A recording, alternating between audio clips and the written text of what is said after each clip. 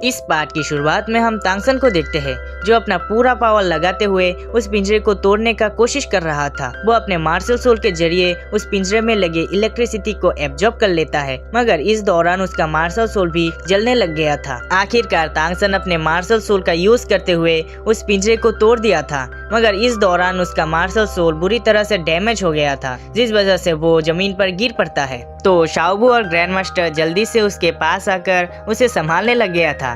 तांगसन अपना martial soul को check करता है, मगर वो अब पूरी तरह से नष्ट हो गया था। फिर तांगसन इमोशनल होते हुए मास्टर को पूछता है, क्या ये अब ठीक नहीं हो सकता? इस पर मास्टर क्या ही जवाब देता, वो तीनों ही बहुत ज्यादा उदास हो गया था। अगले ही पल मास्टर उठकर अपना 2 सोल रिंग निकाल लेता है और तांगसन और शाओबू को अपना मुंह ढकने के लिए बोलता है। फिर ग्रैंड मास्टर अपना दूसरा सोल स्किल यूज करता है, जिसके वजह से लुओ सेनपाओ अपीयर हो जाता है और शाओ और उसके चमचे पर जोर का गैस छोड़ कर मारता है। इसके वजह से वो सभी एक एक करके बेहोश होने लगा था, क्योंकि ये गैस बहुत ही ज्यादा जहरीला था। इसी मौके का फायदा उठाकर वो सभी वहाँ से जाने लगता है कि तभी शाओ बेहोशी की हालत में भी उन सभी को धमकियां देने लगता है।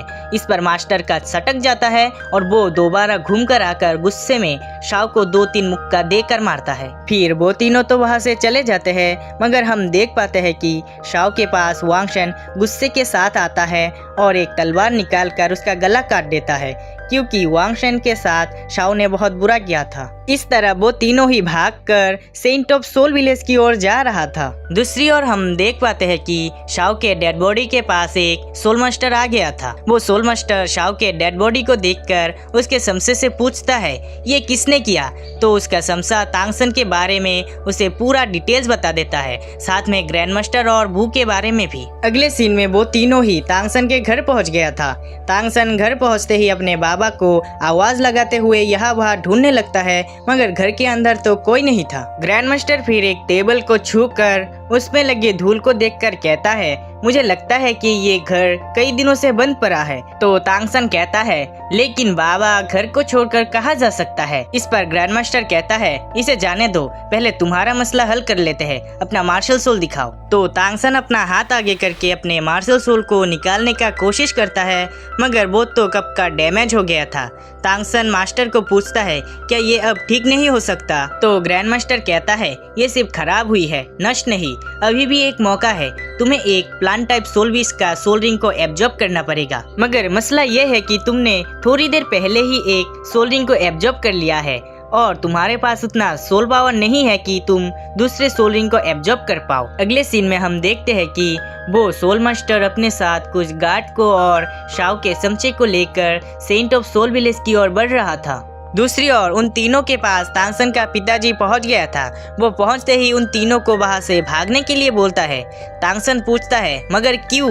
तो उसका पिता कहता है, शाओ चेन्यू मर गया है और उसके चमचे ने बताया कि तुमने उसे मारा है, इसीलिए गवर्नर का कुछ गार्ड तुम्हें मारने के लिए यहाँ आ रहा। फिर तांगसन और शाओबू गांव के मुखिया को ढूंढने के लिए उनके पास जाने लगता है। दूसरी ओर ग्रैंड मास्टर तांगसन के पिता को देखकर उन्हें पहचान लिया था। ग्रैंड मास्टर तांगसन के पिताजी को देखकर कहता है, मुझे तो लगा था कि अब मर चुके हैं, मगर अब तो जिंदा है और तांगसन तो आपका ही बेटा है। फिर तांगसन का पिता अपना स्काई हैमर मार्शल सोल को निकाल लेता है, जिसे देखकर ग्रैंड मास्टर और भी ज्यादा हैरान हो गया था। तांगसन का पिता अपने हैमर से जमीन पर वार करते हुए कहता है, ये एक सेलेस्टियल पत्थर है जो सील करने के लिए यूज होता है। इस पत्थर के नीचे एक प्लांट टाइप सोल बीस्ट है जो तांगसन के लिए अपना दूसरा सोल रिंग साबित हो सकता है। इसे सुनकर ग्रैंड मास्टर हैरान होकर पूछता है, ये कितने साल पुराना है? तो तांगसन का पिता कहता है, पूरे 600 साल पुराना। ग्रैंड मास्टर फिर सामने की ओर आकर कहता है, एक प्लांट टाइप सोल बीस्ट को ढूंढ पाना बहुत ही मुश्किल है, तो आपने इसे कैसे खोजा? तो तांगसन का पिताजी कहता है, इसे मैंने नहीं, तांगसन की माँ ने खोजा था और तांगसन की माँ ने तो उसका अपना पहला सोल रिंग भी तैयार करके रखा था, लेकिन तुम्हारी खोजे हुए वो थॉर्न एप्पल स्नेक की सोल रिंग उससे ज्यादा सुटेबल है। इस पर ग्रैंड मास्टर कहता है, तो तांगसन जब थॉर्न एप्पल स्नेक के साथ लड़ रहा था आप वहीं पर थे ना, लेकिन उसके मदद के लिए क्यों नहीं आए? तो तांगसन का पिता कहता है, क्योंकि ये काम उसे खुद करना था और उसे अपने खुद के पैरों पर खुद खड़ा होना है, लेकिन ये बात तुम कभी भी उसे नहीं बताओगे। तो ग्रैंड मास्टर शिव अपना सिर हिलाकर हाँ करता है। अगले सीन में हम तांगसन और शाओबू को देखते हैं जो मुखिया के घर पहुंचकर उन्हें अपना सारा कहानी खुलकर बताता है और फिर हाथ आगे करते हुए कहता है कि हमें गवर्नर को सौंप दीजिए ताकि इस गांव पर कोई आँच न आए और आप लोगों को कोई नुकसान न पहुंचा पाए। इसे सुनकर मुखिया ना चाहते हुए भी तांगसन और शाओबू को बांधकर गवर्नर के ऑफिसर्स के सामने ले आता है। वो सोल मास्टर तांगसन को कहता है, मैंने सुना है कि तुम्हारा बाबा यहाँ का एक छोटा सा लोहार है, तो तुम सच सच बताओ तुमने शाओ को क्यों मारा, नहीं तो उनका बुरा हो सकता है। इस पर तांगसन चिल्लाते हुए कहता है, मैंने उसे नहीं मारा और मुझे नहीं मालूम कि उसे किसने मारा होगा और इन सब से मेरे बाबा का कोई ताल्लुक नहीं, तुम उसे कुछ मत करना। दूसरी तरफ तांगसन का पिता सभी जिम्मेदारी को ग्रैंड मास्टर को सौंपकर वहां से जाने लगता है, तो ग्रैंड मास्टर उन्हें रोकने का कोशिश करने लग गया था। वो कहता है, अगर आप चले जाएंगे तो तांगसन का क्या होगा और मेरा मार्शल सोल पहले से ही खराब है, तो मैं तांगसन का रक्षा कैसे कर पाऊंगा। इस पर तांगसन का पिता कहता है, मुझे पता है कि तुम ब्लू लाइटनिंग ट्राइडेंट ड्रैगन कबीले से हो और तुम्हारा जो मार्शल सोल है वो तुम्हारी एक गलती के कारण ऐसा बन गया है। ये लो सेन पाओ पहले ऐसा नहीं था, ये एक ड्रैगन है, तो तुम्हें भी उस जैसा ही साहसी बनना चाहिए। तो ग्रैंड मास्टर कहता है, मेरे पास सिर्फ 2 सोल रिंग है, इससे मैं तांगसन का हिफाजत कैसे कर पाऊंगा। इस पर तांगसन का पिता कहता है, अगर तुम उसका हिफाजत ना कर पाओ तो उसे अपना हिफाजत खुद करना होगा, उसे अपने पैरों पर खुद खड़ा होना पड़ेगा। ऐसा बोलकर तांगसन का पिता वहां से गायब हो गया था और यहाँ ग्रैंड मास्टर शिव चिल्लाता ही रह जाता है। दूसरी ओर हम देखते हैं कि वो गवर्नर का ऑफिसर्स तांगसन, शाओबू और मुखिया को बांधकर तांगसन के घर की ओर ले आ रहा था कि तभी वहाँ पर ग्रैंड मास्टर दौड़ते हुए उनके सामने पहुँच गया था, जिसे देखकर शाओ का चमचा कहता है, ऑफिसर ये भी इन दोनों के साथ मिला हुआ है। जिसके अगले ही पल ग्रैंड मास्टर घर के अंदर चला गया था। ग्रैंड मास्टर घर के अंदर पहुंचकर सील हो रखे प्लांट टाइप सोल बीज पर उस सेट से पानी डालता है, जिसके वजह से एक बड़ा सा बेल निकल आया था और जिसके अगले ही पल वो बेल घर के छत को तोड़कर बाहर आके चारों ओर फैल गया था, जिसे देखकर तांगसन और बाकी सभी बहुत ही ज्यादा हैरान हो गया था। फिर वो सोल मास्टर अपना थंडर पावर से उस बेल पर हमला कर देता है, मगर उस बेल को तो कुछ नहीं होता, वो उल्टा गवर्नर के सभी गार्ड पर हमला कर देता है। वो बेल उन्हें यहाँ वहाँ उड़ा कर उठा कर पटकने लग गया था। वो सभी गार्ड इन बेल से लड़ नहीं पाता और बार बार यहाँ वहाँ पटका जाने लगता है। वो बेल इन सब का बैंड बजा के रख दिया था। फिर वो बेल जब उस सोल मास्टर पर हमला करता है तो वो सोल मास्टर अपना थंडर पावर को एक्टिव करके उससे बचने लग गया था। वो अपना सोल स्किल इलेक्ट्रिक स्पाइक का यूज करते हुए गोल गोल घूमकर उन बेलों के हमले से बचने लग गया था। दूसरी ओर ग्रैंड मास्टर तांगसन और शाओबू को इशारे से अपने पास बुलाने लगता है, तो तांगसन और शाओबू जल्दी से घर के अंदर चला गया था। तांगसन और शाओबू घर के अंदर पहुंचकर उस बेल को देख हैरान हो गया था। तांगसन ग्रैंड मास्टर से पूछता है, ये क्या है? तो ग्रैंड मास्टर बताता है कि ये एक प्लांट टाइप सोल बीस है, 600 साल पुराना आकाश बेल। ये तुम्हारा दूसरा सोल रिंग बन सकता है और मेरे थ्योरी के अकॉर्डिंग ये तुम्हारे मार्शल सोल को भी ठीक कर सकता है। तांगसन कहता है, लेकिन हम इसे मारेंगे कैसे? तो ग्रैंड मास्टर कहता है, नहीं, हम अभी इसे नहीं मारेंगे, पहले इसके जरिए उस बाहर वाले सोल मास्टर को ठिकाना लगाएंगे। फिर वो तीनों ही वहाँ पर प्लान बनाने लगता है ताकि उस सोल मास्टर को किसी तरह हराया जाए। तांगसन फिर पास में ही रखी कुछ नीडल को लेकर बाहर की ओर चला जाता है ताकि उस सोल मास्टर के साथ लड़ पाए, क्योंकि उसका मार्शल सोल तो पहले ही डैमेज हो चुका था। वो दरवाजा खोलने के बाद अपना पर्पल डेमन आई को एक्टिव कर लेता है, जिसके वजह से उसके लिए टाइम स्लो हो गया था। वो फिर जंप करते हुए अपने हिडन वेपन के साथ उस सोल मास्टर पर हमला कर दिया था, जिसके वजह से सोल मास्टर का इलेक्ट्रिक बैरियर उसके बॉडी से हट जाता है। वो सोल मास्टर तांगसन पर अपने सोल स्किल से हमला करता है, मगर तांगसन किसी तरह उनसे बचते हुए उस पर दोबारा हमला करने का कोशिश करता है, मगर वो सोल मास्टर अपने थंडर पावर के साथ उसे दूर उड़ा देता है। तांगसन उड़ते हुए एक एक्स के साथ टकराने ही वाला था कि शाओबू बीच में आकर उसे बक रहते ही पकड़कर बचा लेती है। शाओबू अपने हाथ में लगे हिडन वेपन के साथ उस सोल मास्टर पर हमला करता है, मगर वो सोल मास्टर आसानी से इससे बच गया था कि तभी वहाँ पर लो सैनपाओ घर के अंदर से एक धमाकेदार एंट्री लेता है और अपना गैस शोर का चारों ओर धुआं धुआं कर दिया था। इसी मौके का फायदा उठाते हुए वो बेल बार बार उस सोल मास्टर पर हमला करने लगता है, मगर वो सोल मास्टर अपने इलेक्ट्रिक पावर से बचते हुए तांगसन पर अपने सोल स्किल से हमला कर दिया था। मगर तांगसन अपने सामने एक शील्ड को लाकर उस हमले को रोकने लग गया था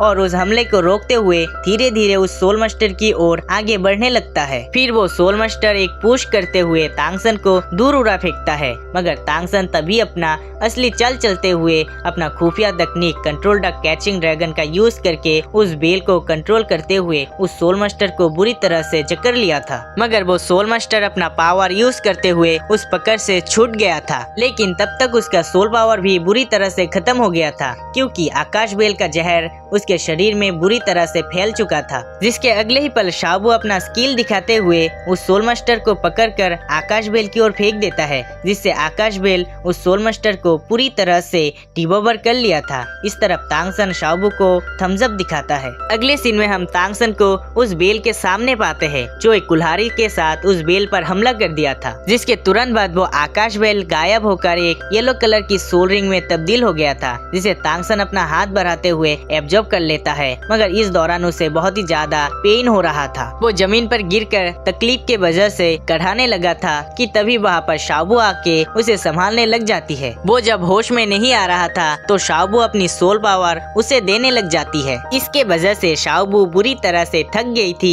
मगर तांगसन भी अब होश में आ गया था। अगले सीन में हम तांगसन को देखते हैं कि उसके पास अब 2 येलो कलर की सोल रिंग आ गया था, जिसे देखकर मास्टर और शाओबू बहुत ही ज्यादा खुश होने लगता है। ग्रैंड मास्टर फिर अपना हाथ आगे करते हुए तांगसन को उसका सेकंड सोल स्किल को अपने ऊपर यूज करने के लिए बोलता है, मगर तांगसन यहाँ बहुत ही ज्यादा हिचक रहा था।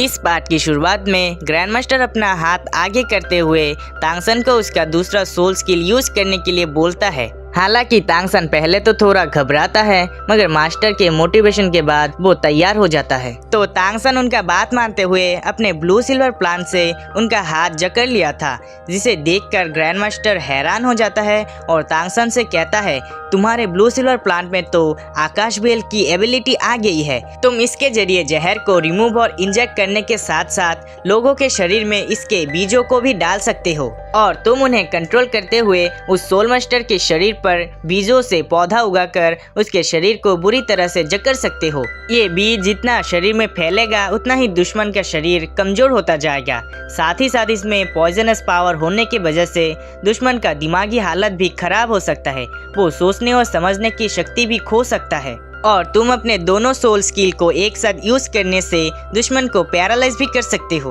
अब हम रात का सीन देखते हैं, जहां पर वो तीनों सभी बिखरे हुए सामानों को ठीक कर रहा था। तभी तांगसन का पिता ग्रैंड मास्टर को अपने माइंड पावर से बाहर बुलाता है, तो ग्रैंड मास्टर भी इसे सुनकर चुपचाप वहां से बाहर चला जाता है। वो बाहर जाकर देखता है कि तांगसन का पिता दूसरी ओर मुंह करके खड़ा हुआ है। ग्रैंड मास्टर जब उनके पास पहुंचता है तो वो उन्हें एक बोतल थमाकर कहता है, इसमें दवा है तुम तीनों के लिए, और तुम लोग ज्यादा चिंता ना करो क्योंकि मैंने गवर्नर का काम निपटा दिया है, साथ ही साथ उसके सभी सिपाहियों का भी। इससे ग्रैंड मास्टर बहुत ही ज्यादा हैरान हो गया था। फिर तांगसन का पिता तांगसन का सभी जिम्मेदारी उन्हें सौंप कर वहाँ से जाने लगता है, तो ग्रैंड मास्टर कहता है, अरे वो आपका बेटा है, मेरा नहीं, मैं उसका जिम्मेदारी क्यों लूँ। तो तांगसन का पिता कहता है, तुम उसके पिता से बढ़कर हो, तुम उसके गुरु हो, और मैं उससे इसलिए मिलना नहीं चाहता क्योंकि मुझसे मिलकर उसे बस तकलीफ होगा। तांगसन का पिता आगे कुछ कह पाता कि तभी वहाँ पर तांगसन आ जाता है, जिसे देखकर वो दोनों ही हैरान हो गया था। तांगसन का पिता हैरानी से पूछता है, तुम्हें कैसे पता चला। तो तांगसन जमीन की ओर दिखाकर कहता है, मैंने पहले ही यहाँ चारों ओर अपना ब्लू सिल्वर प्लांट के बीज बो दिए थे, ताकि अगर कोई खतरा आए तो मुझे पहले ही पता चल जाए। ग्रैंड मास्टर फिर उन्हें अकेले में छोड़कर वहाँ से चले जाते हैं, और हम अगले सीन में देखते हैं कि तांगसन अपने पिता के पैरों पर पड़ा उन्हें रिक्वेस्ट कर रहा था कि वो तांगसन को छोड़कर ना जाए। तांगसन रोते हुए कहता है, मैं बस आपके साथ रहना चाहता हूँ बाबा, मुझे आप छोड़कर मत जाइए ना, आप जो कहेंगे मैं वो ही सुनूंगा, मैं सोल मास्टर भी नहीं बनना चाहता, बस आप मेरे साथ रह जाए। मगर तांगसन का पिता कहता है मैं तुम्हारे साथ नहीं रह सकता, क्योंकि ऐसा बहुत कुछ है जो मुझे अभी करना है। तुम पहले एक ताकतवर सोल मास्टर बन जाओ। तुम जब टाइटल लेवल दोलो मास्टर बन जाओगे तब मैं खुद ब खुद तुम्हारे सामने आ जाऊंगा। जब तुम ताकतवर बन जाओगे तब मैं खुद तुम्हारे पास आकर तुम्हें हमारी तांग क्लैन की राज और तुम्हारे माँ के बारे में सब कुछ बता दूंगा। तब तक तुम सिर्फ इंतजार ही कर सकते हो। तांगसन रोते हुए उन्हें बार बार समझाता है और उन्हें रोकने का कोशिश भी करता है, मगर वो रुकता नहीं और वहाँ से तांगसन को छोड़कर चले जाते हैं और यहाँ तांगसन सिर्फ रोता ही रह जाता है।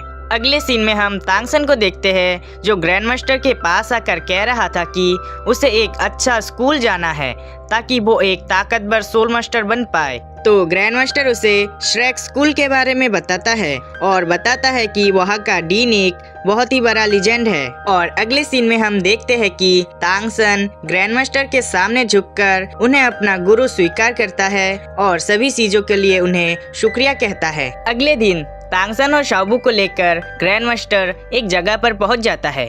फिर वो उस जगह को दिखाकर कहता है ये गुलाब सराय है, तुम्हें श्रेक स्कूल में जाने से पहले यहाँ का एग्जाम पास करना होगा। तो शाओबू पूछती है कैसा एग्जाम? इस पर ग्रैंड मास्टर कहता है ये तो तुम्हें खुद पता करना होगा, क्योंकि ये एग्जाम हर साल बदलता रहता है।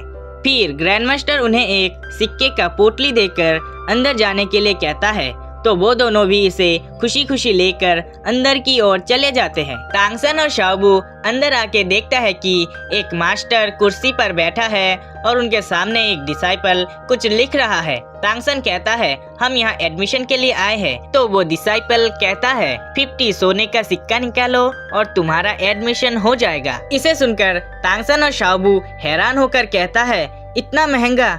इस पर वो डिसाइपल कहता है अगर महंगा लग रहा तो तुम यहाँ से जा सकते हो। फिर वो दोनों मास्टर का दिया हुआ वो पोटली चेक करने लग जाता है, लेकिन पोटली के अंदर तो बहुत ही कम पैसा था। दूसरी ओर हम देखते हैं कि मार्शल सोल हॉल का ऑफिसर सुयुन ताओ के साथ एक लड़की गुलाब सराय के बाहर आ पहुँचती है, जिसके अगले ही पल वो लड़की गुलाब सराय के अंदर आ जाती है, जिसे देखकर वो डिसाइपल कहता है एडमिशन के लिए आए हो तो 50 सोने का सिक्का निकालो।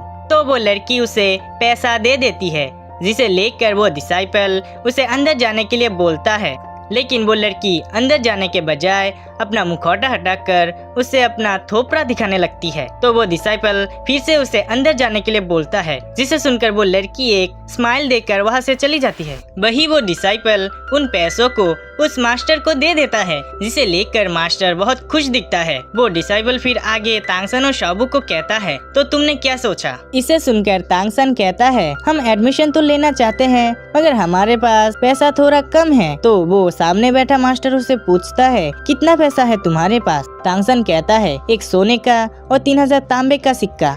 जिस पर वो मास्टर कहता है अरे तुम्हारे पास तो बहुत ही ज्यादा कम पैसा है, तुम इससे एडमिशन नहीं ले पाओगे। इसे सुनकर तांगसन और शाओबू सैड होकर वहाँ से जाने ही लगता है कि तभी वो मास्टर इशारा देता है। मास्टर के इशारे को पाकर वहाँ पर एक डिसाइपल आ जाता है और तांगसन और शाओबू को रोककर उन्हें मस्का मारते हुए कहता है अरे गिनती से क्या फर्क पड़ता है, तुम्हें तो यहाँ किस्मत खींच कर लाई है। ऐसा कहकर वो डिसाइपल धीरे धीरे से तांगसन के हाथ से वो पोटली ले लेता है और कहता है पैसा थोड़ा कम है तो क्या हुआ, चल जाएगा, तुम चिंता मत करो। फिर वो डिसाइपल उन पैसों को लेकर मास्टर को दे देता है, जिसे लेकर मास्टर तांगसन और शाओबू को अंदर जाने के लिए बोलता है ताकि वो दोनों एग्जाम दे पाए। तांगसन और शाओबू वहाँ से जाने लगती है कि तभी वहाँ पर एक लड़की आकर पूछती है दाई मुबाई कहाँ है? तो सामने वाला डिसाइपल जवाब देता है क्या तुम मुझे ढूंढ रहे हो? तो लड़की कहती है हाँ चलो मुकाबला कर लेते हैं। उन दोनों का मुकाबला होने से पहले ही मास्टर उठकर उन दोनों को रोक देता है और दाई मुबाई को अंदर जाने के लिए बोलता है। मास्टर का बात मानकर दाई वहाँ से चुपचाप अंदर की ओर चला जाता है। तो वो लड़की भी गुस्से में उसके पीछे जाने लगती है, मगर बीच में ही दूसरा वाला डिसाइपल आकर उसे रोक लेती है। उन दोनों के इस रोक टोक के दौरान एक पत्थर जमीन पर गिर गया था, जिसे तांगसन नोटिस कर लेता है। दूसरी ओर जब वो लड़की मान नहीं रहा था तो वो डिसाइपल अपना दिमाग लगाते हुए कहता है क्यों ना तुम यहाँ पर एडमिशन ले लो, फिर जब चाहो तुम दाई के साथ मुकाबला कर सकते हो। इसके लिए बस तुम्हें 50 सोने का सिक्का ही तो देना है। तो वो लड़की भी उसके बातों में आकर उसे पैसा देकर अंदर की ओर चली जाती है और यहाँ पर वो डिसाइपल उन पैसों को लेकर मास्टर को दे देता है, जिसे लेकर मास्टर भी बहुत खुश हो गया था। अगले ही पल तांगसन उस पत्थर को उठाकर मास्टर को दिखाते हुए पूछता है, क्या आप इसे बेचना चाहेंगे? इसे देखकर मास्टर कहता है, 10 सोने का सिक्का दो और इसे ले लो। मगर तांगसन कहता है, 10 सोने का सिक्का तो मेरे पास नहीं है। मास्टर पूछता है, तो कितना पैसा है तुम्हारे पास? तांगसन कहता है, एक भी नहीं, मेरे पास जितने पैसे थे वो सभी मैंने आपको दे दिए। तांगसन फिर उदास होकर वहाँ से जाने लगता है कि तभी शाओबो उसे रोककर अपनी पोटली से एक जड़ी बूटी निकालकर मास्टर को दिखाती है। मास्टर उस जड़ी बूटी को देखकर हैरान हुआ कहता है, ये तो वो स्टारधो फॉरेस्ट की गहराई में पाया जाने वाला एक खास जड़ी बूटी है। इसका कीमत 20 सोने के सिक्के से भी ज्यादा है। शाओबो कहती है, इस पत्थर का कीमत 10 सिक्का है और मेरे जड़ी बूटी का कीमत 20 सिक्का है, तो मैं इसे आसानी से खरीद सकता हूँ। मगर तभी मास्टर अपने बातों से मुकर कर कहता है, मुझे माफ करना, मैंने इस पत्थर का कीमत थोड़ा सा कम कर दिया था। असल में ये पत्थर बहुत ही कीमती है और इसका कीमत 50 सोने का सिक्का है। इसे सुनकर तांगसन और शाओबो हैरान हो गया था। तांगसन फिर उन्हें मना करके वहाँ से जाते हुए कहता है, हमें ये पत्थर नहीं चाहिए, आप ही रख लीजिए। उन दोनों के जाने से पहले ही मास्टर उन्हें रोककर पूछता है, वैसे तुम इसे खरीदना क्यों चाहते हो? तो तांगसन कहता है, क्योंकि मैं एक लोहार हूँ और मुझे चीजों का परख अच्छे से आता है। ये एक ड्रैगन ब्रेथ क्रिस्टल है। मास्टर फिर कहता है, तुम्हें सच क्यों बोला? अगर तुम इसे बेकार कहते तो मैं कम दाम में ही तुम्हें इसे बेच देता। इस पर तांगसन कहता है, क्योंकि मैं झूठ कभी नहीं बोलता। इसे सुनकर मास्टर मन ही मन मुस्कुराते हुए कहता है, सच्चाई और ईमानदारी, तुम दोनों ने अपना पहला इम्तिहान पास कर लिया है। तांगसन और शाओबो फिर वहाँ से जाने लगता है, लेकिन तभी मास्टर उन्हें रोककर वो पत्थर उन्हें फ्री में ही दे देता है, जिसे लेकर वो दोनों खुश होते हुए उनका शुक्रिया करता है और फिर उस डिसाइपल के साथ अंदर की ओर चला जाता है। अगले सीन में वो डिसाइपल जिसका नाम ऑस्गर है, वो तांगसन और शाओबो को उनके कमरे में ले आया था। तांगसन फिर ऑस्गर को एक हथौड़ा मांगता है और ऑस्गर भी उसे एक हथौड़ा ला देकर वहाँ से चला जाता है। अगले सीन में हम देखते हैं कि तांगसन उस हथौड़े से उस ड्रैगन ब्रेथ क्रिस्टल को तोड़ दिया था और शाओबो के पूछने पर तांगसन उन टुकड़ों में से एक छोटा सा टुकड़ा निकालकर उसे एक नीडल में तब्दील करते हुए शाओबो को दिखाता है, जिसे देखकर शाओबो हैरान हो गई थी। फिर तांगसन उस नीडल को एक दीवार पे फेंकता है, जिससे वो नीडल दीवार पे जाके धंस गया था। तो शाओबो जल्दी से उठकर उस दीवार से नीडल को बाहर निकल लाती है। वही तांगसन उसे नीडल के सभी खासियतों को बताने लगता है। सीन चेंज होता है और हम रात का सीन देखते हैं, जहाँ पर एक सोल मास्टर उड़ते हुए जमीन पर आके लैंडिंग करता है और उसके लैंडिंग करने के साथ ही जमीन नीचे की ओर धंस गया था। फिर वो सोल मास्टर ऑस्गर के कमरे के बाहर पहुंच जाता है और अपने पावर से दरवाजा तोड़कर ऑस्गर को घर के अंदर से बाहर की ओर उड़ा कर फेंकता है। इस पार्ट की शुरुआत में वो सोल मास्टर ऑस्गर को जमीन से उठाते हुए सामने ले आता है और जो डिसाइपल गुलाब सराय में एग्जाम देने आए हैं उन्हें धमकी देते हुए बाहर बुलाने लगता है। इसे देखकर शाओबो तांगसन को पूछती है, क्या हम इसे बचाएं? तो तांगसन कहता है, हो सकता है ये कोई एग्जाम का ही हिस्सा हो, हमें जल्दबाजी नहीं करना चाहिए।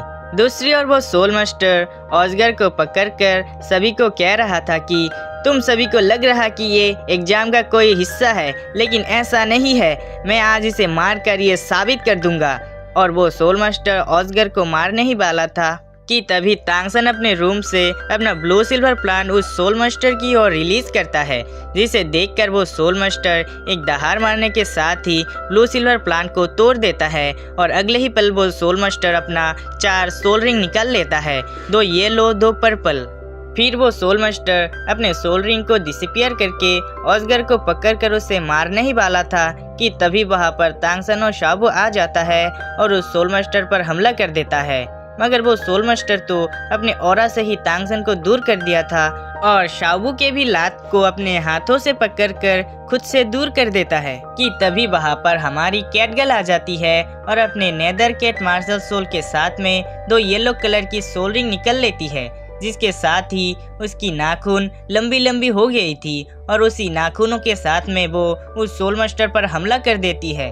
उस सोल मास्टर को तो कुछ नहीं होता, वो उल्टा कैटगर्ल पर हमला कर देता है, जिससे बचते हुए कैटगर्ल अपने स्लैश से उस पर हमला करती है तो वो सोल मास्टर अपने सामने एक शील्ड बनाकर उसे रोक लिया था। शाओबू, कैटगर्ल और तांगसन जब उस सोल मास्टर पर एक साथ हमला करता है तब वो सोल मास्टर जमीन पर एक मुक्का मार के एनर्जी वेव के साथ उन तीनों को ही दूर उड़ा फेंकता है। वो तीनों ही यहाँ वहाँ जाके पटक गया था। फिर वो सोल मास्टर अपने ग्रेविटी प्रेशर को ऑस्गर के ऊपर डालकर उसे जमीन के साथ चिपका दिया था। ये सब कुछ देखकर भी वो मार्शल सोल हॉल की लड़की हुलिना कोई रिएक्ट नहीं करती।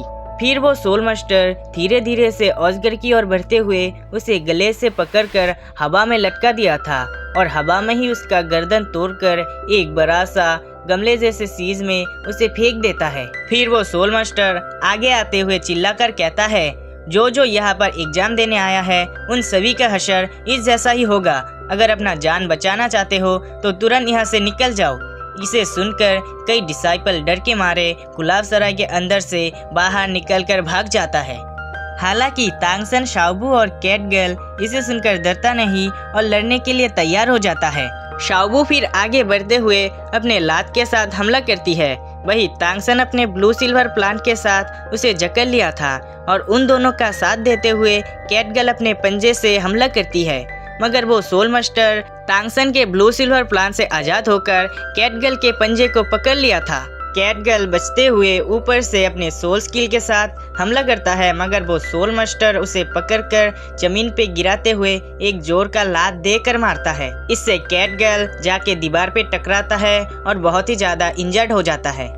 वही शाओबू फिर घूमते हुए उस सोल मास्टर पर हमला कर देती है। वो सोल मास्टर अपने सामने एक शील्ड बनाकर उसे रोकने का करता है, मगर रोक नहीं पाता और शाओबू अपने लात के साथ उसे दूर तक जमीन पे खिसकाते हुए ले जाने लगती है, जिस पर वो सोल मास्टर अपने शरीर से जोर का एनर्जी निकालकर शाओबू को हवा में उड़ा देती है, मगर तांगसन वक्त रहते ही उसे पकड़ लिया था और शाओबू तांगसन के बाहों में ही बेहोश हो जाती है। इससे तांगसन बहुत ही ज्यादा गुस्सा हो गया था और अपने जुआन्यू हैंड को एक्टिव करके उस सोल मास्टर पर अपने हिडन वेपन से हमला कर देता है, मगर वो सोल मास्टर इससे आसानी से बचते हुए उस पर अपने ऑरा से हमला कर दिया था। तो तांगसन अपने पर्पल डेमन आई का यूज करते हुए उससे बच जाता है और अपने मुक्के के साथ हमला करता है। तो वो सोल मास्टर अपने हाथों से उसके मुक्के को रोककर उल्टा उस पर ही अपनी एनर्जी से अटैक कर दिया था, जिससे बचते हुए तांगसन उस पर अपने मुक्के से कई सारा हमला करता है और फिर उसके पीछे पहुंचकर एक पाल में अटैक करके थोड़ा सा दूर धकेल दिया था। फिर जब तांगसन अपने मुक्के के साथ उस सोल मास्टर को मारने के लिए आगे बढ़ता है तो वो सोल मास्टर अपने ग्रेविटी प्रेशर को तांगसन के ऊपर डालकर उसे जमीन के साथ चिपका दिया था। जब तांगसन उस सोल मास्टर की एनर्जी प्रेशर से खुद को बचा नहीं पा रहा था, तब वो गुस्से में आते हुए अपना दूसरा मार्शल सोल स्काई हैमर को निकालकर उस सोल मास्टर की ओर फेंक कर मारता है, जिसे टकराकर उस सोल मास्टर का मुंह ऐसा बन गया था।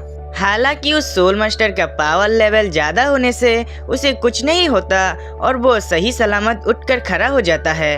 वही तांगसन जो अब तक खुद को आजाद कर चुका था, वो फिर से उठते हुए उस सोल मास्टर पर अपने मुक्के के साथ हमला करता है, मगर वो सोल मास्टर अपने हाथों से ही उसके मुक्के को पकड़कर अपना सभी सोल रिंग को निकाल दिया था, जिसे देखकर कैटगर्ल हैरानी से कहती है, ये तो 7 सोल रिंग है, क्या ये एक सोल सेंट है? वही वो सोल मास्टर अपने हाथों से हल्का सा मारकर ही तांगसन को दूर गिराकर बेहोश कर दिया था। कुछ देर के बाद तांगसन का आँख जब शाओबू की गोदी में खुलता है तो वो इससे हैरान हो गया था। फिर वो तीनों ही गुस्से में उस सोल मास्टर के सामने खड़ा हो जाता है। तो वो सोल मास्टर हंसते हुए कहता है, तुम तीनों ने ही अपना एग्जाम पास कर लिए हो, ये तुम्हारा काबिलियत और ताकत को परखने का टेस्ट था जिसे तुमने पास कर लिया है। अब तुम तीनों ही श्रेक स्कूल में दाखिला ले सकते हो। तो तांगसन गुस्से में कहता है, लेकिन उसका क्या जिसे आपने मार डाला है? तो वो सोल मास्टर हंसते हुए पीछे मुड़कर कहता है, शो खत्म हो गया है, अब खड़े भी हो जाओ। दूसरी ओर ऑजगर बड़े ही स्टाइलिश अंदाज में खड़ा होता है और स्टाइल मारते हुए कहता है, कैसा लगा मेरा एक्टिंग। फिर वो उन तीनों के पास आकर स्टाइल मारते हुए खुद का इंट्रोडक्शन देते हुए कहता है, मेरा नाम ऑजगर है और मैं श्रेक स्कूल का एक छात्र हूँ, तो तुम्हें कैसा लगा मेरा एक्टिंग। शाबू कहती है, बहुत ही जबरदस्त। फिर ऑजगर अपने पास से एक किताब निकालकर और भी अपने एक्टिंग स्किल के बारे में उन सबको बता ही रहा था कि तभी वहाँ पर दाईमुबाई आकर उसे रोक देता है और फिर सामने आते हुए तांगसन को पूछता है, तुमने जब मिस्टर झाओ के साथ फाइट किया था तब तुमने अपना सोल स्किल का यूज नहीं किया था, बताओ वो सब क्या था। तो तांगसन कहता है, मेरा मर्जी मैं जो भी इस्तेमाल करो, इसमें तुम अपना नाक क्यों घुसेड़ रहे हो। फिर दाईमुबाई कहता है, मार्शल सोल का जंग किसी दूसरे चालों से जीता नहीं जा सकता, ये सरासर नाइंसाफी और धोखेधारी है। तो शाओबू बीच में ही कह पड़ती है, तांगसन के पास 2 सोल रिंग होने के बावजूद उसने एक 7 सोल रिंग वाले सोल मास्टर को मात दे दिया है, क्या ये कोई अच्छी बात नहीं है, तो तुम क्यों इतना बकबक कर रहे हो। उनका बहस आगे बढ़ने से पहले ही मिस्टर झाओ उन्हें रोक कर कहता है, रूल के हिसाब से मुझे बस हराना था और तांगसन ने वही तो किया है, इन तीनों ने ही अपना एग्जाम को पास कर लिया है, तो आगे कोई बात नहीं। इसे सुनकर शाबू और तांगसन जहाँ खुश हो रहा था, वही कैटगर्ल गुस्से में दाईमुबाई को तारे जा रही थी, मानो वो कच्चा ही चबा जाएगी उसे। फिर ऑजगर मिस्टर झाओ का इंट्रोडक्शन देते हुए कहता है कि मिस्टर झाओ हमारे श्रेक स्कूल का एक पुराना टीचर रह चुका है, अब पैसों की कमी के वजह से वो यहाँ नहीं पढ़ाता, हालांकि वो हमारा एग्जाम लेने में मदद जरूर करता है। तो मिस्टर झाओ उन्हें कहता है, मैं जरूर विलन जैसा लगता हूँ ना। तो तांगसन और शाओबू अजीब सा हंसी देकर उन्हें मना करने लगता है। फिर मिस्टर झाओ तांगसन के पास आकर उसे और भी मेहनत करने के लिए बोलता है और फिर वहाँ से चला जाता है। यह दाईमुबाई उन तीनों को ही बोल रहा था कि आज के लिए आराम कर लो, कल तुम्हें स्कूल के लिए रवाना होना है। लेकिन तभी कैटगर्ल दाईमुबाई को रोक कर कहती है, मैं यहाँ दाखिले के लिए नहीं आया हूँ, मैं तुम्हें हराने के लिए आया हूँ। दाईमुबाई जब उसकी बात सुनकर भी अनसुना करके वहाँ से जाने लगा था, तो कैटगर्ल गुस्से में आते हुए अपने पंजों से उस पर हमला कर देती है। तो दाईमुबाई भी अपने पंजों से उसे रोक लिया था, मगर कैटगर्ल यहीं पर नहीं रुकती और बार बार उस पर अपने पंजों के साथ हमला करने लगती है। यह दाईमुबाई भी कोई कच्चा खिलाड़ी नहीं, वो कैटगर्ल की सभी हमलों को मुंह तोड़ जवाब देते हुए उसे खुद से दूर कर देता है और कैटगर्ल को नीचा दिखाने के लिए अपना 3 सोल रिंग को निकाल लिया था, 2 येलो और एक पर्पल कलर की। इसे देखकर कैटगर्ल के साथ तांगसन और शाओबू भी बहुत ज्यादा हैरान हो गया था। अगले सीन में ऑजगर उन सभी को ही एक गांव जैसे जगह पर ले आया था और दिखाते हुए कहता है, यह है हमारा श्रेक स्कूल। इस पर कैटगर्ल हैरान होकर कहती है, क्या ये स्कूल है? ये तो स्कूल कम गांव ज्यादा लग रहा, और क्या ये सभी तुम्हारे डिसाइपल्स हैं? तभी वहाँ पर दाईमुबाई आते हुए कहता है, नहीं, ये सभी गांव के लोग हैं। तभी वहाँ पर गुलाब सराय में बैठा वो मास्टर आ जाता है और अपना इंट्रोडक्शन देते हुए कहता है, मेरा नाम फ्लेंडर है और मैं ही श्रेक स्कूल का हेडमास्टर हूँ, तुम सभी का श्रेक स्कूल में स्वागत है। हेडमास्टर फिर उन सभी को अपने अपने कमरे में जाने के लिए बोलता है, तो वो सभी जाने ही लगा था कि हेडमास्टर वहाँ पर हुलिना को रोक देता है और आगे सवाल करते हुए पूछता है, बताओ तुम्हारा यहाँ आने का इंटेंशन क्या है? तुम तो मार्शल सोल हॉल से हो ना, तो यहाँ पर क्या कर रहे हो? तो हुलिना कहती है, आपके पास ऐसा क्या सबूत है कि मैं मार्शल सोल हॉल से हूँ? जिस पर हेडमास्टर उसे अपने पीछे पीछे आने के लिए बोलता है। हेडमास्टर फिर हुलिना को अपने कमरे में ले आते हैं और हुलिना कमरे में आते ही सामने की ओर देखकर हैरान हो जाती है और हेडमास्टर को पूछती है, आपने क्या किया है इसके साथ? जिस पर हेडमास्टर कहता है, कुछ भी तो नहीं, ये बस सदमे में है और मेरे हिसाब से ये मार्शल सोल हॉल का एक ऑफिसर है। क्यों, मैंने सही कहा ना? हुलिना के हाँ कहने पर मास्टर पूछता है, तुम सभी को मेरे इस छोटे से स्कूल से क्या ऐसा काम है और मार्शल सोल हॉल को क्या मेरा ये स्कूल पसंद आ गया है? तो हुलिना कहती है, आप जैसा सोच रहे हैं ऐसा बिल्कुल भी नहीं, मैं बस यहाँ दाखिला लेने के लिए आई हूँ और आप चिंता ना करें, मैं फ्री में नहीं पढ़ूंगी यहाँ पर, मैं हर महीने यहाँ पैसा देती रहूंगी। ऐसा कहकर हुलिना एक पैसों का पोटली निकालकर टेबल पे रख दिया था, जिसका लालच हम मास्टर के चेहरे पर साफ साफ देख सकते हैं। मास्टर फिर खुद को संभाल कर होलिना से पूछता है, मार्शल सोल हॉल तो इतना बड़ा है और वहाँ पर कोई टीचर का कमी नहीं, फिर भी तुम यहाँ क्यों आए हो? होलिना कहती है, दाइमुबाई के लिए। फिर से मास्टर पूछता है, मगर क्यों? दाइमुबाई से तुम्हारा क्या रिश्ता है? तो होलिना कहती है, अभी तक तो नहीं, लेकिन बाद में बन जाएगा।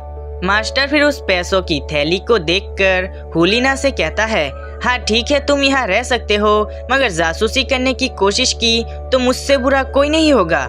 इस पर होलिना मास्टर का खुशी से शुक्रिया अदा करने लग गई थी। मास्टर फिर अपने पावर से सुयुन ताओ को होश में लाते हुए होलिना से कहता है, ये दोबारा यहाँ पर दिखना नहीं चाहिए, इसे याद रखना। तो होलिना भी हाँ करती है। होलिना फिर सुयुन ताओ से कहती है, तुम चिंता ना करो और मार्शल सोल हॉल लौट जाओ, ये स्कूल बिल्कुल महफूज है और मेरा रक्षा खुद हेडमास्टर करेगा। तो सुयुन ताओ भी ये कहकर वहाँ से चला जाता है कि वो पास में ही है, अगर कोई जरूरत पड़े तो उसे बुला ले। इस पार्ट की शुरुआत में ऑस्गर डीन को चिल्ला चिल्ला कर बुला रहा था। वही जो डीन बैल्कनी में खड़ा अपना बुनियादी का काम कर रहा था, वो नीचे की ओर देखकर हैरान हो गया था। उनके सामने हमारा ग्रैंड मास्टर खड़ा हुआ था। वो दोनों एक दूसरे को ऐसे देखने लगता है मानो सदियों साल पहले बिछड़े हुए पुराने आशिक हो। जिसके अगले ही पल डीन अपना पंख निकालकर नीचे की ओर आते हुए एकदम से ग्रैंड मास्टर पर हमला कर दिया था, जिससे बाकी तीनों बहुत ही ज्यादा डर गया था। मगर यहाँ पर तो डीन ग्रैंड मास्टर को बस हल्के से ही मारता है और इमोशनल होते हुए कहता है, मैंने तुम्हें कहाँ पर नहीं ढूंढा, तुम इतने सालों तक कहाँ पर छिपे थे? तो ग्रैंड मास्टर कहता है, क्यों, मेरा उधार चुकाना था क्या तुम्हें? इस पर डीन जल्दी से उसे हक करता है और कहता है, इस मामले को इनके सामने तो मत बोलो। ग्रैंड मास्टर फिर कहता है, मैं पहले निंगदुओ स्कूल में रहा करता था और आज मैं यहाँ आया हूँ तो सिर्फ तांगसन और शाओबो की बदौलत, और ये दोनों ही मेरा डिसाइपल है। इसे सुनकर डीन अजीब सा स्माइल देने लग गया था। ग्रैंड मास्टर फिर डीन को कहता है, मैं तुमसे एक जरूरी बात करना चाहता हूँ। तो डीन उसे अपने कमरे में इनवाइट करते हुए उसे अपने साथ में ले चले जाते हैं। यहाँ पर पीछे ये तीनों हैरानी से खड़ा उन्हें ही देख रहा था। अगले सीन में ग्रैंड मास्टर और डीन को एक अकेले कमरे में पाते हैं। ग्रैंड मास्टर सीरियस होकर डीन से सवाल करता है, तुम्हारे साथ मार्शल सोल हॉल से क्या ताल्लुक है जो तुमने वहाँ के डिसाइपल को यहाँ पर रहने के लिए दिया है? तो डीन कहता है, ओ तो तुम उस लड़की के बारे में बात कर रहे हो। उस लड़की का नाम है होलिना और वो यहाँ पर दाइमुबाई के लिए आया है। दाइमुबाई हैंडसम होने के साथ साथ ताकतवर है, इसलिए उसके पीछे कई लड़कियां पागल है और यही तो जवानी है। हमें उस लड़की से कोई खतरा नहीं, तुम चिंता ना करो। इसे सुनकर ग्रैंड मास्टर कहता है, मैंने सुना है कि होलिना मार्शल सोल हॉल की चीफ बीबी दोंग की शागिर्द है, तो वो यहाँ पर क्या कर रही है? क्या मकसद होगी उनकी? ये बात बिल्कुल भी नॉर्मल नहीं है। तो डीन कहता है, तुम चिंता ना करो, मैंने पूरे जांच पड़ताल करके ही उसे यहाँ पर रहने के लिए दिया है। ग्रैंड मास्टर फिर कुछ सोचकर कहता है, तुम्हारे पास टीचर की कमी है ना, तो मैं पढ़ाया करूँगा यहाँ पर। इसे सुनकर डीन हैरान हुआ कहता है, लेकिन मेरा स्कूल तो गरीब है। तो ग्रैंड मास्टर कहता है, तो मैं फ्री में पढ़ाऊंगा यहाँ पर। फिर कुछ देर के नोकझोंक के बाद डीन उसे अपने स्कूल में शामिल कर लेता है। अगले सीन में डीन ग्रैंड मास्टर को लेकर सभी डिसाइपल के सामने पहुंच जाता है और उनका इंट्रोडक्शन देते हुए कहता है, ये है तुम्हारा नया टीचर, ये सोल मास्टर की थ्योरी का मास्टर है और तुम्हें मार्शल सोल के थ्योरी के बारे में ही पढ़ाएगा। और फिर एक लंबा चौड़ा भाषण देने के बाद इसे यहाँ पर ही खत्म करता है। अगले सीन में ऑस्गर तांगसन को अपने कमरे में ले आया था, जहाँ पहले से ही दाइमुबाई बैठा हुआ था। आगे फिर ऑस्गर तांगसन को कहता है, हेडमास्टर का इतना अच्छा फ्रेंड कैसे हो सकता है, जबकि वो बहुत कंजूस है। बचपन से आज तक मैंने कभी भी उनका कोई फ्रेंड नहीं देखा। इसे सुनकर तांगसन हैरानी से कहता है, बचपन से मतलब तुम उन्हें कब से जानते हो? तो ऑस्गर कहता है, अरे वो मेरा सौतेला बाप है, उन्होंने ही मुझे पाल पोस कर बड़ा किया। लेकिन जब मेरा मार्शल सोल अवेगन हुआ तब मुझे पता चला कि वो तो मेरा सगा बाप है ही नहीं। तांगसन जब ऑस्गर से उसके मार्शल सोल के बारे में पूछता है तो वो हिचकने लग गया था और बातों को घुमाते हुए कहता है, छोड़ो इस बात को, पहले ये बताओ कि तुम्हारे मास्टर के पास कितना सोल रिंग है? 7-8 तो होंगे ही, या फिर उनके पास 9 सोल रिंग है? इसे सुनकर तांगसन थोड़ा सा सैड हो गया था और फिर ऑस्गर के बार बार जिद करने पर तांगसन बता देता है कि मास्टर के पास बस 2 ही सोल रिंग है, इसे सुनकर ऑस्गर हैरान हो जाता है। वही पीछे से दाइमुबाई कहता है, क्या मतलब है तुम्हारा? उनके पास अगर 2 ही सोल रिंग है तो हमें क्या खाक पर आएगा? इसे सुनकर तांगसन कहता है, हम किसी के सोल रिंग को देख के ही उनके ताकत और स्किल के बारे में पता नहीं लगा सकते। उनके पास पूरे दोलो कॉन्टिनेंट का ज्ञान है। सोल मास्टर, सोल बीस्ट और मार्शल सोल के बारे में उनसे अच्छा कोई भी नहीं जानता। उनका थ्योरी महान है जिसका सबूत मैं खुद हूँ। उन दोनों का बहस आगे बढ़ने से पहले ही वहाँ पर ग्रैंड मास्टर आ जाता है और तांगसन को आवाज देकर अपने पास बुलाता है। तो तांगसन भी ऑस्गर और दाइमुबाई को छोड़कर वहाँ से चला आया था। अगले सीन में हम देखते हैं कि ग्रैंड मास्टर उन सभी को ही मार्शल सोल थ्योरी के बारे में पढ़ा रहा था, लेकिन यहाँ दाइमुबाई तो उन पर ध्यान ही नहीं देता और उल्टा वहाँ से चला जाता है। अगले दिन सुबह ग्रैंड मास्टर और डीन सभी डिसाइबल को एक जगह इकट्ठा करते हुए उन्हें मिशन देते हुए कहता है, एक गांव है जो बहुत ही ज्यादा अजीब है और तुम सबको उसी गांव के बारे में तलाश करना है कि उस गांव में क्या ऐसा अजीब चीज है। और इसी के साथ वो सभी वहाँ से गांव की ओर रवाना हो जाता है। अगले ही सीन में सातों डिसाइपल गांव में दाखिल हो जाता है। चूँकि ये मिशन सभी डिसाइपल का था तो साथ में ग्रैंड मास्टर और डीन वहाँ पर नहीं आता। तांगसन गांव के अंदर पहुंचकर यहाँ वहाँ अपना नजर घुमाता है तो उसे सिर्फ मुर्गियाँ ही दिखाई देता है।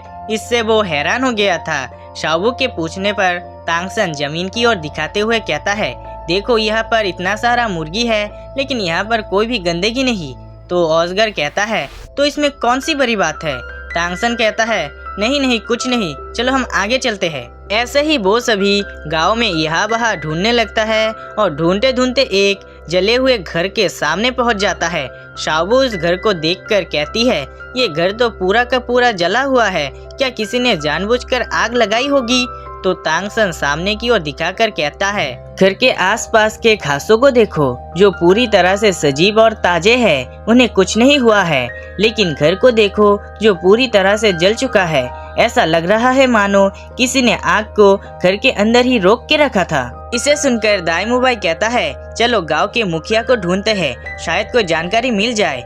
तो सभी उसके बातों पर सहमति दिखाकर वहां से चले जाते हैं। लेकिन हुलिना वहां पर रहकर ही उस जले हुए घर को देखने लगती है। सीन चेंज होता है और हम अगले सीन में देखते हैं कि तांगसन और बाकी सभी मुखिया के घर पहुंच गया था।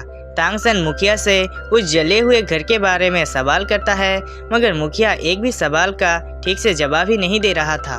वो यहाँ वहाँ का जवाब देते हुए तांगसन के सभी सवालों को टाले जा रहा था। दाइमुबाई आगे कुछ कहने ही वाला था कि तभी तांगसन उसके बातों को काटकर मुखिया से कहता है, हमें जरूर कोई गलतफहमी हो गई होगी। असल में इस गांव में तो कोई भी ऐसा अजीब बात है ही नहीं। हमारी मास्टर को जरूर किसी ने गलत इन्फॉर्मेशन दिया होगा। तो इस पर वो मुखिया सहमति जताता है।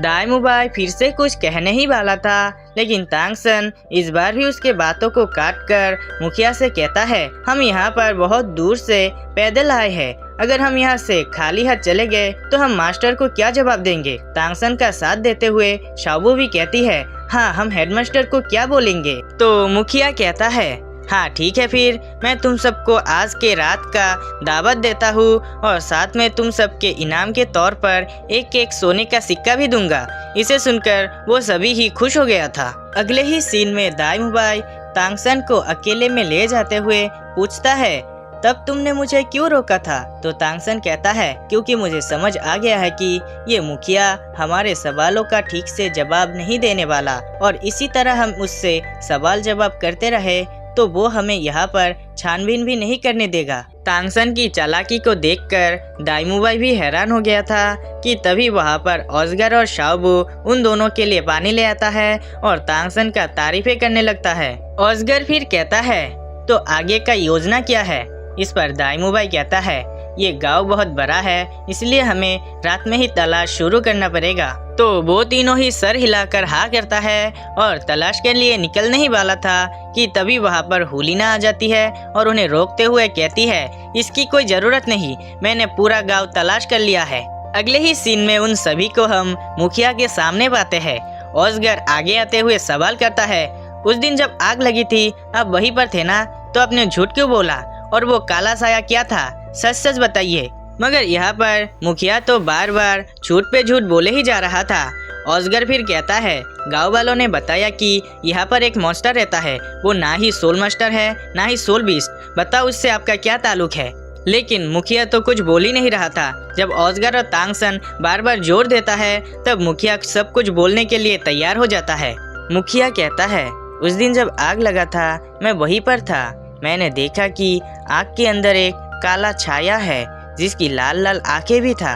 इसी के साथ हम उस दिन के सीन को भी देखते हैं जहां पर उस घर में आग लगा हुआ था और आग के अंदर वही लाल आंखों वाला काला छाया था। मुखिया कहता है, मैं जब तक उस चीज को ठीक से देख पाता तब तक वो चीज वहां से गायब हो चुका था और फिर कभी ये साया दोबारा गांव में दिखाई नहीं दिया और ऐसा घटना फिर कभी नहीं घटा। तांगसन सवाल करता है, क्या जलने वाले परिवार में से कोई अभी भी जिंदा है? तो मुखिया हाँ करता है और उन्हें एक लड़के के बारे में बताता है। नाम है मा होंगजुन और उसका उम्र है 15 साल। मुखिया कहता है, वो लड़का उस हादसे की वजह से अजीब सा बन गया है। ना ही वो किसी से बातचीत करता है ना ही वो किसी से मिलता जुलता है। वो डरा सहमा हमेशा कहीं न कहीं छुपा रहता है और गांव में भी उसे ज्यादा देखने को नहीं मिलता। इसे सुनने के बाद दाइमुबाई बाकी 2 लड़कियों के साथ में होंगजुन को ढूंढने के लिए वहां से चले जाते हैं। यह तांगसन मुखिया से मुर्गियों के बारे में पूछता है तो मुखिया कहता है, इस हादसे से मुर्गियों का क्या लेना देना? तो तांगसन बातों को घुमाकर पूछता है, क्या उस हादसे में किसी का डेथ हुआ था? तो मुखिया कहता है, हाँ हुआ था, होंगजुन के पिता का डेथ हुआ था और हमने उसे गांव के बाहर के जंगल में दफना दिया है। इसे सुनकर तांगसन उनका शुक्रिया अदा करता है और वो तीनों ही वहां से होंगजुन की तलाश में निकल जाता है। इस पार्ट की शुरुआत में तांगसन और शाओबू गांव के मकबरा में पहुंच गया था होंगजुन के पिता का कब्र को तलाश करने के लिए, लेकिन वहां पर ऐसा कोई भी कब्र मौजूद नहीं होता जो हाल ही में दफनाया गया हो। इससे तांगसन हैरान हो गया था और फिर जब उन्हें कोई भी जानकारी हासिल नहीं होता वो दोनों ही वहां से चले जाते हैं। वही दाइमुबाई और कैटगर्ल भी गांव के बाकी लोगों को होंगजुन के बारे में पूछ रहा था, लेकिन उन्हें कोई भी जानकारी हासिल नहीं हो पाता। दूसरी ओर हुलिना भी यहाँ वहाँ ढूंढ रही थी कि तभी वो एक घर के सामने आके रुक जाती है। फिर वो जैसे ही धीरे धीरे से आगे बढ़ते हुए घर के अंदर देखती है तो सामने उसे मा होंगजुन बैठा दिखाई देती है, जिसके बगल में ही वो काला साया मौजूद था। हुलिना जब उस काले साये को ही घूर रही थी कि तभी होंगजुन उसके पीछे से भागकर चला जाता है और यह वो काला साया भी उससे बचते हुए वहां से चला गया था। तो हुलिना उस घर का ही तलाश शुरू कर देती है। तभी वहां पर तांगसन और शाओबू आ जाती है और हुलिना से सवाल करता है कि वो यहाँ क्या कर रहा। तो हुलिना अब तक के सारी बातें उन्हें बता देती है। इसे सुनकर शाओबू हुलिना से सवाल करती है, तो तुमने उसे रोका क्यों नहीं? इस पर हुलिना कहती है, क्योंकि मैं यहाँ पर सिर्फ नजर रखने के लिए आई हूँ, ये मिशन तुम्हारा है, मेरी नहीं। अगले सीन में हम कैटगर्ल को देखते हैं जो यहाँ वहाँ ढूंढते ढूंढते वो एक जगह पर आके रुक गई थी कि तभी वहाँ पर दाइमुबाई भी आ जाता है, जिसे देखकर कैटगर्ल गुस्से में वहाँ से जाने लगती है कि तभी दाइमुबाई उसे रोककर पूछता है, तुम मुझसे लड़ना क्यों चाहते हो? तो कैटगर्ल कहती है, क्या तुम्हें सच में याद नहीं कि मैं कौन हूँ? इस पर दाइमुबाई हैरानी से पूछता है, क्या हम पहले कभी मिल चुके हैं? उनका बातचीत आगे चल पाता कि तभी वहाँ पर होंगजुन भागते भागते आ जाता है और होंगजुन उन दोनों को ही देखकर डर के मारे फिर से भाग निकलता है। तो वो दोनों भी उसके पीछे जाने का कोशिश करता है मगर एक जगह पर आके अटक जाता है और एक दूसरे से ही बहस करने लग जाता है। अगला सीन रात का। डीन और ग्रैंडमास्टर गांव के बाहर पहरा दिए हुए था। डीन जब गांव की ओर ही देख रहा था तभी ग्रैंडमास्टर उन्हें पूछता है, इतनी रात में तुम्हें कुछ दिख भी रहा है? तो डीन कहता है, तुम्हें पता नहीं क्या, मेरा मार्शल सोल 4 आंखों वाला उल्लू है और रात में मेरा नजर तेज हो जाता है। जिसके अगले ही पल डीन ग्रैंडमास्टर के पास जाकर बैठ जाता है। तो ग्रैंडमास्टर उन्हें कहता है, अगर तुम्हें उनका इतना ही चिंता है तो तुम उनके पीछे क्यों नहीं गए? तो डीन कहता है, क्योंकि मेरा पावर लेवल ज्यादा है और मेरे इस गांव में घुसते ही वो अजीब सा मॉन्स्टर कहीं पे गायब हो जाता है। इसे सुनकर ग्रैंड मास्टर कहता है, ओ अच्छा, इसीलिए तुमने उन्हें जाने के लिए दिया, क्योंकि वो सभी कमजोर है और उन्हें देखकर वो मॉन्स्टर छुपेगा नहीं, ना ही डरेगा। जिस पर डीन कहता है, हाँ, ताकि वो मॉन्स्टर उनके सामने आ जाए और मैं एक ही बारी में जाके उसे खत्म कर सकूं। फिर ग्रैंड मास्टर पूछता है, तो वो मॉन्स्टर सोल मास्टर है या सोल बीस? जिस पर डीन कहता है, यही तो मुझे नहीं पता। तो ग्रैंड मास्टर कहता है, क्या तुम्हारे पास 7 सोल रिंग होने के बावजूद तुम्हें नहीं पता? डीन कहता है, अरे यही तो असली बात है। उसके गायब होते ही नामो निशान मिट जाता है, उसका कोई भी सुराग नहीं बचता। अगले सीन में हम देखते हैं कि गांव का मुखिया किसी औषधि को तैयार कर रहा था और जिसके अगले ही पल वो उस औषधि को लेकर एक कमरे में आ जाता है जहां पर होंगजुन बैठा हुआ था। मुखिया होंगजुन को कहता है, क्या तुम भूल गए कि हमारे बीच में क्या डील हुआ था? तो होंगजुन कहता है, हाँ ठीक है, मैं फिर से नहीं निकलूंगा, तुम बस मुझे अपने बाबा से मिला दो। जिस पर मुखिया उसे वही औषधि देते हुए पीने के लिए बोलता है, तो होंगजुन भी पी लेता है, जिससे उसे अजीब सा लगने लग गया था। मुखिया आगे कहता है, तुम्हारा बाबा अब इंसान नहीं रहा, वो मॉन्स्टर बन गया है। इसे सुनकर होंगजुन चौंक गया था। अगले सीन में हम देखते हैं कि मुखिया घर से निकल आया था और उनके पीछे पीछे वही मॉन्स्टर था और इन दोनों पर नजर रखे हुए था हुलीना। हुलीना फिर उस मॉन्स्टर के सामने आते हुए कहती है, तुम ना ही सोल मास्टर हो ना ही सोल बीस, तुम तो एक सोल हंटर हो। वैसे तुम्हारा यहाँ आने का असली मोटिव क्या है? इसे सुनते ही वो मॉन्स्टर वहाँ से भाग निकलता है, तो हुलीना भी उसके पीछे पीछे जाने लगती है। भागते हुए वो मॉन्स्टर एक घर के अंदर घुस गया था, जिसे हुलीना दूर से ही देखकर अपने गले में पहने लॉकेट को एक्टिव कर लेती है और अगले ही पल वो घर के अंदर पहुंचकर यहाँ वहाँ तलाशने लगती है। ढूंढते ढूंढते वो एक दरवाजे के सामने आ गया था और जैसे ही वो उस दरवाजे को खोलती है वैसे ही ये सीन यहाँ पर ही चेंज होता है। अगले सीन में हम देखते हैं कि कैटगर्ल और दाइमुबाई आपस में बातें कर रहा था। कैटगर्ल कहती है, तुम बस मुझे ताकतवर बनने के लिए थोड़ा सा टाइम दे दो, तब अगर मैं फिर से हार गई तो मैं तुम्हें कबूल कर लूंगी।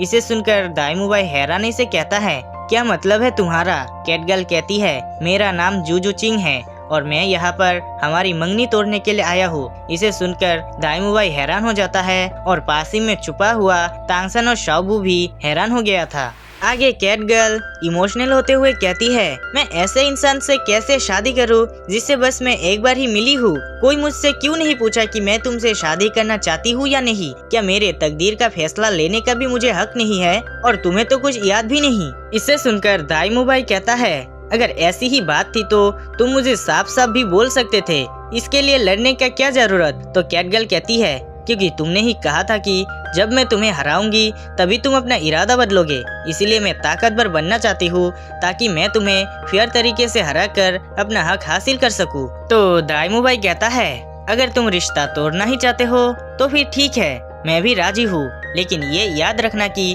ये सब कुछ हमारे कबीले का फैसला था, इसमें मेरा कोई कसूर नहीं। तो कैटगर्ल कहती है, अगर तुम उस वक्त मुझे किस नहीं करते तो ये सब कुछ नहीं होता। इससे दाइमुबाई हैरान हो गया था और पूछता है, क्या मैंने तुम्हें किस किया? लेकिन मुझे तो कुछ याद ही नहीं। तो कैटगर्ल उसे गालियां देते हुए वहाँ से चली जाती है और यहाँ पर दाइमुबाई बस सोचता ही रह जाता है। अगले सीन में हम देखते हैं कि हुलीना दाइमुबाई को उसी घर में ले आई थी और सभी बातें बताते हुए उस दरवाजे को दिखाकर कहती है, वो मॉन्स्टर इसी दरवाजे से भाग गई है। इसे सुनने के बाद दाइमुबाई उस दरवाजे के सामने जाकर जैसे ही उस दरवाजे को खोलता है वैसे ही ये सीन यहाँ पर ही चेंज हो जाता है और हम अगले सीन में देखते हैं कि तांगसन और शाओबू भी उस दरवाजे के सामने आके पहुँच गया था। तांगसन जब दरवाजे को खोलता है तो दरवाजे के बाहर के नज़ारे को देखकर वो दोनों ही हैरान हो गया था। फिर दोनों ही दरवाजे से अंदर दाखिल होता है तो वो दोनों ही एक अजीब सी जगह पर पहुंच गया था जो पूरा का पूरा गांव जैसा ही दिख रहा था, लेकिन थोड़ा सा डार्क कलर का था। वो दोनों अंदर पहुंचकर यहाँ वहाँ देखने लगता है, लेकिन उन्हें ना ही कोई सुराग मिलता है ना ही ये पता चलता है कि ये कौन सा जगह है और इस दरवाजे के पीछे क्या कर रहा है। जब उन्हें कोई भी मालूमात नहीं मिलता तो वो दोनों ही उसी दरवाजे से बाहर की ओर निकल आता है। बाहर की ओर आकर शाओबू तांगसन को सामने की ओर देखने के लिए बोलती है, तो तांगसन जैसे ही सामने की ओर देखता है तो उसे एक मुर्गी दिखाई देता है। शाओबू आगे कहती है, ऐसा लग रही है कि ये मुर्गी हम पे नजर रखे हुए है, कि तभी वो मुर्गी वहाँ से निकल जाता है। अगले सीन में हम देखते हैं कि हुलिना और दाइमुबाई उसी अजीब सी जगह पर यहाँ वहाँ तलाशी कर रहा था। दाइमुबाई आगे कहता है, मुझे ऐसा लगता है कि ये एक मार्शल सोल डोमेन है जिसे किसी स्पेस ब्रांच सोल मास्टर ने बनाया होगा। इसे सुनकर हुलिना कहती है, तो वो मॉन्स्टर एक स्पेस ब्रांच का सोल मास्टर है, लेकिन उसने इस जगह को बनाया किस लिए होगा? तो दाइमुबाई कहता है, इस सवाल का जवाब तो हमें वही दे सकता है। दाइमुबाई फिर आगे कुछ कह पाता कि तभी उसे कुछ सेंस होता है और वो सामने की ओर देखकर एकदम से हैरान हो गया था। अगले सीन में हम देखते हैं कि तांगसन और शाओबू भी उसी अजीब सी जगह पर दाखिल हो गया था। तांगसन शाओबू को कहती है, ये गांव तो उसी गांव जितना ही बड़ा है, लेकिन यहाँ पर कोई इंसान क्यों नहीं है? तो शाओबू कहती है, मुझे लगता है कि ये कोई सोल डोमेन है।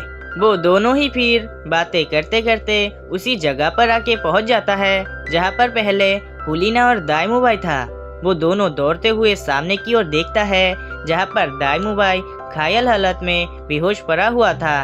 वो दोनों जैसे ही उसे देखने लग जाता है तभी वहाँ पर पीछे से हुलिना आ गई थी और पूछता है, तुम दोनों यहाँ क्या कर रहे हो? तांगसन जल्दी से खड़ा होकर हुलिना से पूछता है, क्या तुम्हारे साथ उस मॉन्स्टर का फाइट हुआ था? तो हुलिना हाँ करती है। तांगसन फिर हुलिना के जले हुए हाथों को देखकर कहता है, अरे तुम तो जख्मी हो। तो हुलिना कहती है, हाँ, उस मॉन्स्टर से आग का शोला निकल रहा था। अगले ही पल हम देखते हैं कि तांगसन दाइमुबाई को अपने पीठ पे लेकर शाओबू और हुलिना के साथ में उस सोल डोमेन से बाहर निकल रहा था। अगला सीन सुबह का। दाइमुबाई की आँख खुलते ही अपने सामने ऑस्गर और तांगसन को पाता है। दाइमुबाई उठते हुए सवाल करता है, मैं यहाँ कैसे आया? तो तांगसन कहता है, मैंने आपको यहाँ पर ले आया था। तांगसन आगे पूछता है, कल रात असल में आपके साथ हुआ क्या था? तो दाइमुबाई भी बताना शुरू करता है और हम उस सीन को भी देखते हैं जहाँ पर हुलिना और दाइमुबाई उस मॉन्स्टर के सामने खड़ा हुआ था और हुलिना एकदम से उस मॉन्स्टर पर हमला कर देती है, मगर वो मॉन्स्टर एक ही अटैक करके हुलिना को दूर फेंककर बहुत ही ज़्यादा इंजर्ड कर दिया था, जिसे देखकर दाइमुबाई आगे बढ़ते हुए उस मॉन्स्टर पर हमला करने लगता है, मगर वो मॉन्स्टर तो उसके सोच से भी ज़्यादा ताकतवर था। वो मॉन्स्टर दाइमुबाई के सभी हमले से बचते हुए उस पर ही हमला कर दिया था, जिससे दाइमुबाई एक खंबे से जाके टकराता है और घायल होकर बेहोश हो जाता है। ये सभी बातें दाइमुबाई तांगसन और ऑस्गर को बता रहा था। वही ऑस्गर इन सभी बातों को अपने नोट पर लिख लेता है। दूसरी ओर हम देखते हैं कि कैटगर्ल यहाँ वहाँ ढूंढते ढूंढते उसी घर के पास पहुँच गया था जहाँ पर मा होंगजुन छुपा हुआ था। कैटगर्ल दरवाजा खोलकर अंदर देखती है जहाँ पर होंगजुन बैठा हुआ था।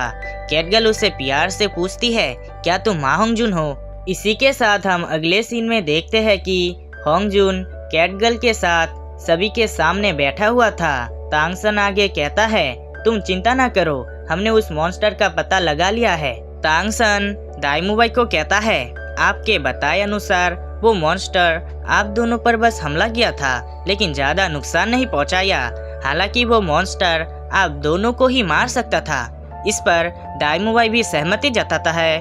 तो ऑस्गर अलग ही लॉजिक लगाते हुए कहता है, जैसा कि तांगसन ने कहा था कि यह गांव में चारों ओर मुर्गियां हैं, लेकिन उनका गंदगी कहीं पर नहीं। मुझे लगता है कि वो मॉन्स्टर उन्हीं का गंदगी खाकर अपना गुजारा करता है और गांव के लोगों को ज्यादा नुकसान नहीं करता। इसे सुनकर दाइमुबाई ऑस्गर को गालियां देते हुए चुप कराता है। तो ऑस्गर अपने सफाई में कुछ कहने ही वाला था कि तभी तांगसन उसे रोक कर कहता है, अरे इतनी दूर तक मत जाओ, हमें पहले ये पता लगाना है कि वो मॉन्स्टर एक सोल मास्टर है या सोल बीस्ट। इस पर दाइमुबाई कहता है, मैंने जब कल उसके साथ फाइट किया था तब मैंने उसके रूप को देखा जो इंसानों जैसा था। इस पर तांगसन कहता है, तो हमें ये याद रखना है कि वो कोई सोल बीस्ट नहीं, ये एक सोल मास्टर है।